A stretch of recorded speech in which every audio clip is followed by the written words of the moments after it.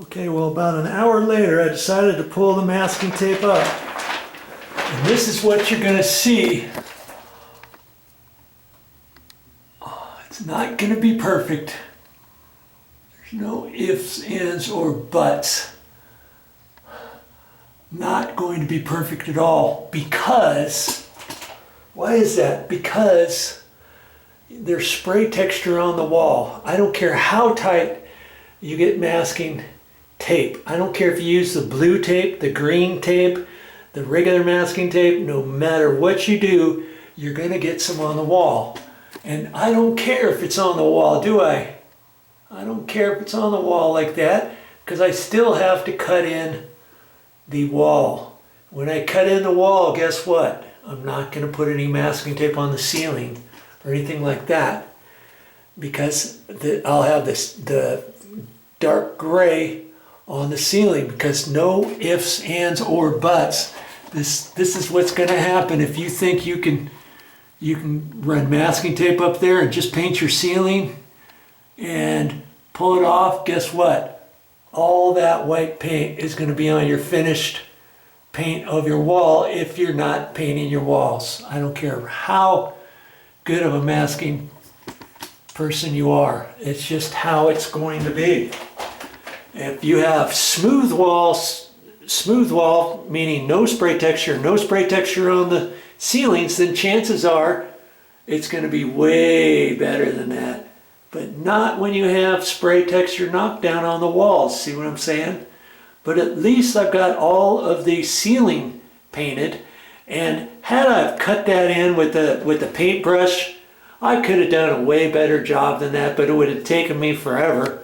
Because as you saw, I had to go 3 coats over that, and I still would have had little bits and pieces here and there. And when you're cutting in your ceiling, you don't really care if you get a little bit on your walls, but I didn't want to get, you know, an inch of white paint down on my walls. That's why I put the masking tape up there.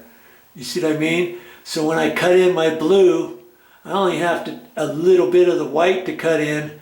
I don't have to cut in an inch and a half of white on the walls, and you know what's going to happen there. I'd have to cut in probably twice. This way, maybe I can get by with just cutting in once, or I may have to cut in twice. I don't know. But hey, that's what's going to happen. And look what happened over here where my grout was. I'm not too happy with this, but I don't know what else I could have done. Let's see if I can't get you in there. See there?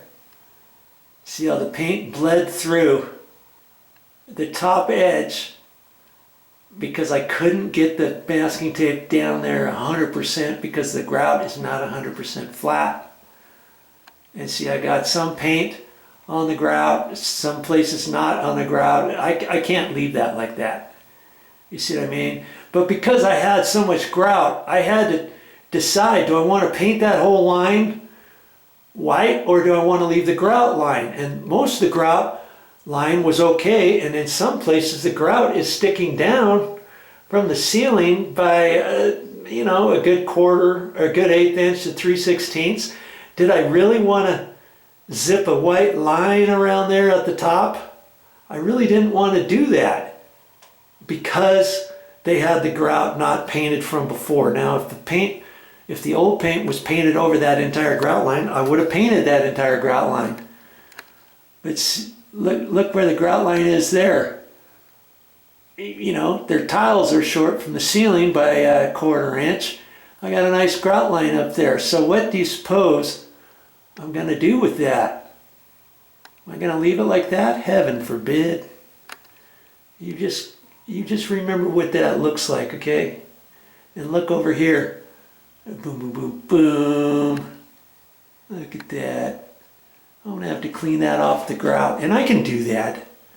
I can do it, and I'll make it look nice and pretty. And I can, when do I want to do that? Do I want to, I'm probably going to get up there now and do it. That paint, I've got to think about it. Do I want to do it now? I don't want to get the rest of the grout line saturated with white paint, you know. But when it's all said and done, when I get done with this bathroom, I'm going to clean all of the tiles around the tub enclosure and on the tile floor, and I'm going to put a couple coats of clear sealer probably on this. And then once I get all that white paint off, once I put sealer on that grout, I'm going to have a nice defined grout line all the way along there again, right? So I could leave this paint like this for tonight and do it tomorrow, or I can do it, I can clean off most of that now. I'm not, I'm just toying. I think I should do it tomorrow. Because see, if I try to clean it off now and start wiping on it too hard with a bristle brush and all that kind of stuff, then I'm going to start getting some of the paint off the ceiling off of there, and then I'm not going to have a nice straight line when I get done. It's going to be all wonky on the ceiling. Then I'm going to have to cut in this whole thing with the paintbrush with no masking tape, you know, when I get done cleaning.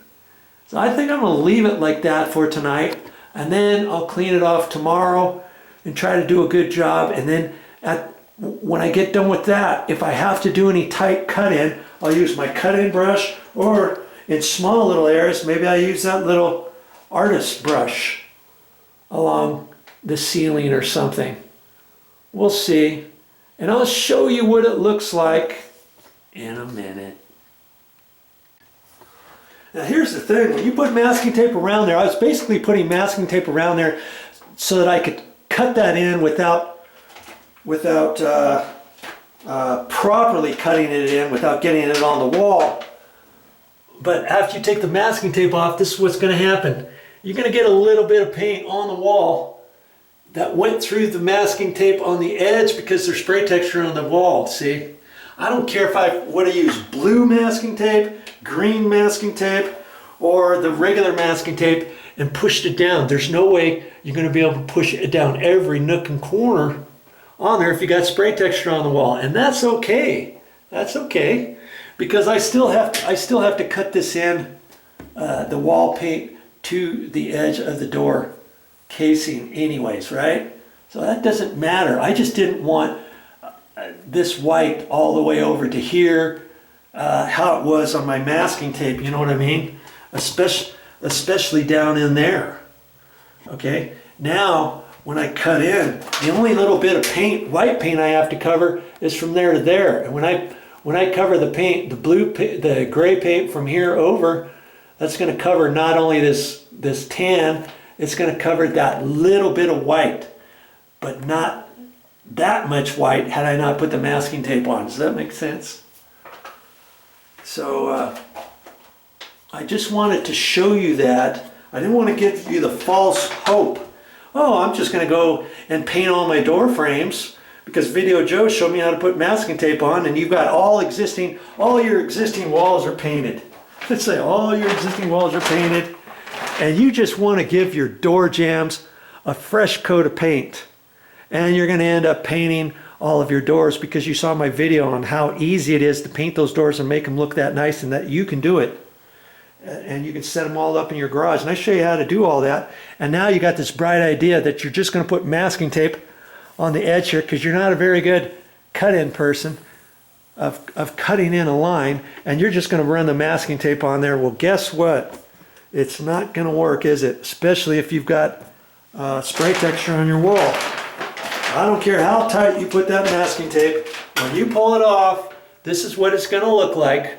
And if that is your finished paint on your wall, now you're going to have to cut in your walls all in. So my advice to you is, if you ever were to go, and let's say you're just painting, you just want to give your doors a fresh coat of paint, you take all those out into your garage, and you want to paint your door frames, and they're all white now, but you've got a bright white, let's say, and it's a slight difference of coloration between a bright white and the white paint that you have on the edge of your door jamb now, or your door casings now. What to do with that? Well, my advice would be, when you get ready to paint, you're just painting your door frames, and this is your existing paint and you're not going to be repainting, let's say, don't paint this edge at all from here over, okay? Just paint your new paint with your paintbrush from here over. All the way. Wrap it all the way around. Wrap it, wrap it, wrap it. And just paint to this edge, okay? You could still get all your door jambs painted, mask them off down at the bottom. Where your tile floors are, where your wood floors are, where your vinyl planking floorings is, and stuff like that. At the bottom of something, if you've got carpet, you can kind of push the carpet back a little bit, get your masking tape down there, and kind of shove it down there, and you'll get it further than where it is. And then after you paint down to there, down to your masking tape, pull your masking tape off, and then refluff your carpet back up, let's say. If you've got this type of carpet, you know. If you've got a level loop Berber carpet, then just push your masking tape down as tight as you can, angling it down and then folding it over, and you'll be fine. Okay? So I wanted to give you the rest of the story when you're putting masking tape down on the wall before you paint your door jambs, okay? And you know why I did that, because I'm just repainting the bathroom and I put new paint on there. I got it that close with the roller. How did I get it that close with the roller? Well, I show you that on one of my other videos, if you care to watch that. And then I wanted to paint the rest of this door jamb because it wasn't painted from here over, because I wasn't doing the bathrooms before we moved into this house. I thought I'll just do this later. So that I can put masking tape on there, paint this edge, because I wanted bright white paint all on this edge. I wanted it all to look 100% professional when I got all done. And I've achieved that because now this paint is all the way over there without me having to cut it in. I could have cut it in without putting that masking tape, but I wanted to show you how to do it with masking tape in case you're not very good with your cut-in brush, or you know, I wouldn't have been able to do that next to this cabinet, but now I've got all that edge because I put the masking tape on there first. You see what I mean? And now I don't have to cut the finished paint in as far to the white as I do. You see, there's hardly any white on that. Okay, so there's a little bit, but hey, that's fine. I don't mind that at all. All right, so now you know. Well, that's all I got for this time, but I'll be back with more videos.